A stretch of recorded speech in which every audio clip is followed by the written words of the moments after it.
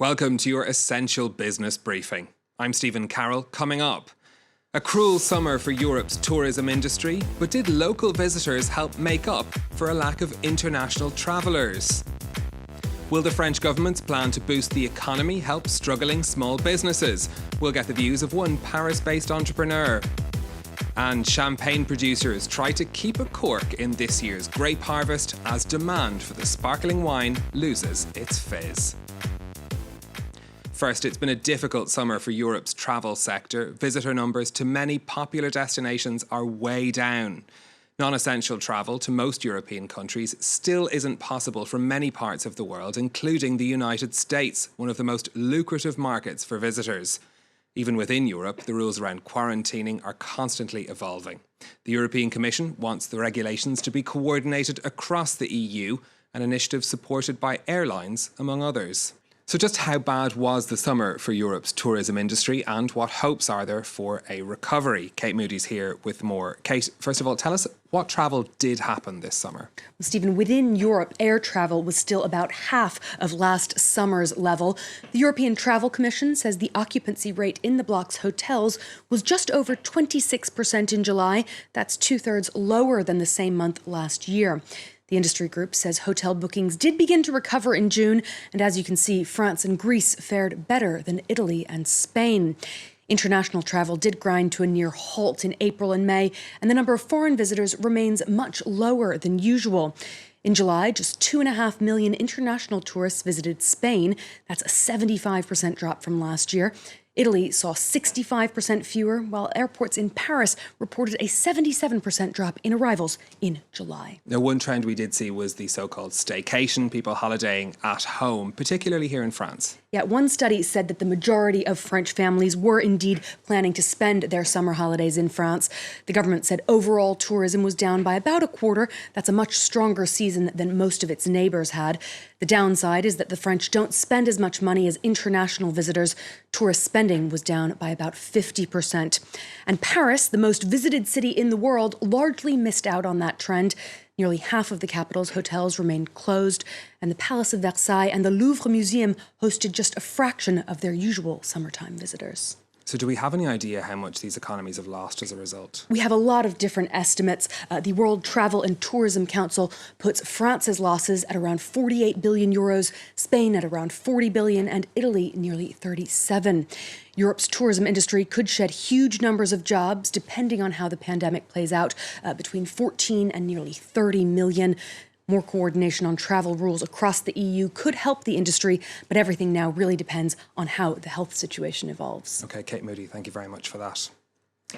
Now, the French government has unveiled its €100 billion plan to help the economy recover. It includes some 40 billion for small businesses, many of which have been struggling in recent months. Back in April, I spoke to Christian Osburn, who runs two businesses in Paris, a café and a bike tour company. It seems that every day you go through the whole kind of range of emotions, from being thankful for all the help that that the government and our employees and my business partner have kind of banded together. You get encouraged, but then you get angry. Sometimes you get a bit depressed as well, not knowing. I think that's the hardest part, is just not knowing the length of the shutdown. And Christian is back in studio with us now. Christian, thanks very much for coming in. The shutdown that you were talking about there lasted for over 2 months in the end. What have things been like since lockdown has been lifted for you? Since lockdown, we've tried to act quickly on our feet. It was a shock when COVID started originally, especially at the start of the summer and the spring. That's always the big time of tourism, and really for our two companies, the start of our season. So we really had to think quickly on how to make something out of this kind of unusual situation. And so since then, you've been able to reopen the cafe. How are you still seeing the same number of customers? Do people come back? And what about the tour company? Well, cafe-wise, it's been good with people living in Paris. On a local level, the city has allowed seating terraces to be expanded massively, which has really helped us because I feel calmer and more sure sitting outside during the COVID period. So that's, I think, attracted people. However, we're in a touristic spot in Paris. So, that 30% of extra tourism is not there. So yes, so we're probably at about, I'd say about half, about 50% with the Café, as opposed to a normal kind of summer. But then the tour company, I imagine, has been impacted much further. Yes, the tour company really, we've had 3-4%. We've had some of our neighboring countries, some Germans, some Dutch, some Belgians, a few British thrown in, but those Americans and Australians, Irish, New Zealanders, we haven't seen this summer, and that's really the bulk of our bike tour company. We were talking earlier in the program about the staycation effect of more people holidaying at home. Were there more French people willing to take up bike tours of Paris? Yes, we saw more French people. Now with Paris being a great city for cycling, a lot of bike rentals, hiring bikes, which was a nice thing for our company. And we kind of adapted to do some more long-term rentals. So people would rent for a month or a few months of people living here. They didn't want to maybe catch the metro like they had been used to doing. So they'd hire a bike. So that's been a nice little addition for us. When you look at your full year for both businesses, I'm sure you've had to do financial projections. How are you expecting it to compare to 2019? So Café-wise, we'll be, I think, at about 40% of our normal kind of year. Tour-wise, 3 to 4%. So It's really been just a complete collapse on that front. In 2020. And you really, to be able to see that business recover, you really need travel to resume, which of course we don't know is going to happen for the moment. Yes, we definitely need that confidence to resume, and obviously governments to open borders. And we've heard from a lot of travelers, it's not so much COVID that's scaring them, it's all the other regulations surrounding it, being quarantined, flights canceled, those kind of things. It's an equal kind of fear for travelers, it seems. The French government's promising an awful lot of help for small businesses. Was there anything in that €100 billion recovery package that you thought could help your businesses? One part is kind of the temporary unemployment, the chômage partiel that they talk about, that employees can be on unemployment temporarily, and you could bring them back as you need them. So you could bring them back half-time, a quarter time, and have them working as things get busier. So that's been a nice thing that the government's done. Secondly, there are interest-free loans that are available that we'll probably look into later in the year as well. So I think that'll be a good thing too. Can you make any sort of have you any hopes as to when you might see things returning to normal? Are you kind of putting a pin in it and saying we can survive until this long, or is that even a question you're asking at this time? Well, it's interesting, when all this started back in March, we thought, oh, surely by September, we'll start to see tourism resume. But unfortunately, our major markets for our tours haven't come back, and things haven't gotten much better in those markets. So I think we're looking probably at 2021 in the summer before tourism really gets back to where it is.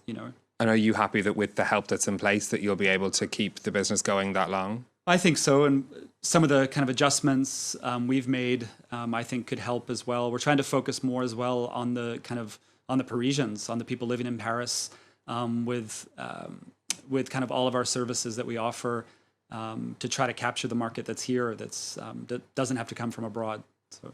Okay, we'll wish you the best of luck with it anyway. Christian Osburn from Bike About Tours and the Peleton Café, thank you very much for coming in to speak to us. Now, it's been a tough year too for the champagne industry, with weddings and big parties on hold due to the pandemic. Sales of the world-famous sparkling wine have tumbled. Producers are responding by cutting production by up to a third in 2020. Yenna Lee and Noemi Roche report now from the Champagne region. The last of the harvest in Champagne's vineyards. In a few years, these grapes will be transformed into the famous sparkling wine. But not all of this crop will become champagne. Lower demand due to the pandemic has led to an exceptionally low harvest quota. Pickers are only allowed to cut 8,000 kilos of grapes per hectare, around a fifth less than last year. A decision with drastic consequences for independent winemakers. On va perdre à peu près 20 000 bouteilles en production. Ce rendement, il est lié aux ventes qui seront faites dans 2 ans et demi, 3 ans. Voilà. C'est là la difficulté en fait. Voilà. Il ne faut pas faire de surproduction, il ne faut pas avoir un manque de bouteilles non plus, il faut trouver le juste milieu. Et là, cette année, c'est vraiment très compliqué de savoir et de prévoir ce qui va se passer dans 3 ans. Champagne industry representatives decide on a quota every year to avoid a surplus in production. They say 2020's number reflects the drop in champagne sales, estimating that this year only 200 million bottles will be sold, a third less than in 2019. The president of France's largest champagne makers union argues that producers must adapt to the current market. Dès le moment où on ferme les lieux de consommation, les cafés, les hôtels, les restaurants, dès le moment où on annule les mariages et les festivals de musique, on consomme moins de champagne. C'est important pour les vignerons de Champagne de maintenir la valeur du produit champagne parce qu'un champagne qui n'est pas cher, ça peut paraître aussi un champagne qui n'est pas bon. The glass is half full for producers, though. Optimal weather conditions have made 2020's harvest a potential millésime or vintage year, a coveted label for a successful wine.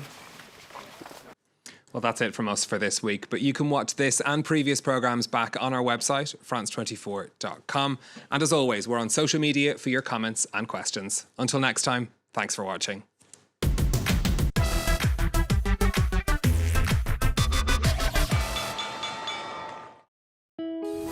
En France 24 nos esforzamos por brindar la mejor información hecha por periodistas de Latinoamérica y del resto del mundo. We look at how technology is shaping the future, and we show you the latest gadgets you can soon get your hands on. نقدم لكم الاقتصاد بطريقة مختلفة، نبسط المفاهيم والمصطلحات كي تكتمل الصورة لديكم. Aquí puedo hablar de medio ambiente, no solo de los problemas que afectan a nuestro planeta, sino también de iniciativas y soluciones que a veces no tienen espacio en televisión. La différence sur France 24, c'est l'idée du reportage. Nos grands reportages, vous ne les verrez nulle part ailleurs. Liberté, égalité, actualité.